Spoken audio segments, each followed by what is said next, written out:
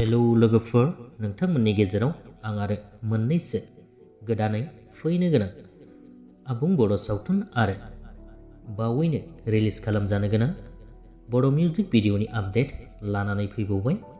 स' बेनिनो गासैखौबो मोनथिनो थाखाय नोंथांमोना भिडिअखौ जागायनायनिफ्राय लानानै जोबजासिम नायलांदो। स' लोगोफोर, गिबि आपडेटआव दङ एज ए फिल्म प्रडाक्शन बेनारजों दिहुनजानाय गोदानै गलिबाय आं मुंनि मोनसे बड' मिउजिक भिडिअ फैगासिनो दङ। बे मिउजिक भिडिअआव फाव खालामदों फावखुंग्रि मिथि नार्जारी आरो निजोम बसुमतारी बिथांमोनहा। बे मिउजिक भिडिअखौ नोंथांमोना एज ए फिल्म प्रडाक्शन चेनेलाव थाबैनो नुनो मोनगोन। नेक्स्टआव दं लोगोफोर जिबि क्रिएशन बेनारजों गोदानै दिहुनजानाय बे बोसोरनिनो फैनो गोनां बिथां गणेश बर' बिथांनि डाइरेक्सन खालामनाय गोसो मुंनि आबुं बर' सावथुनाबो फैगासिनो दङ।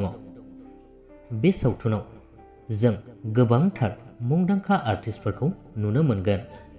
लोगोसेनो फावखुंगुर हिसाबै नुनो मोनगोन बर'निनो मुंदांखा फावखुंगुर बिथां सिमां chainary बिथांखौबो। स' लोगोफोर, बे सावथुननि गासै आर्टिस्टफोरनि मुंखौ दासिमाव मोनथिजोबनाय जायाखै।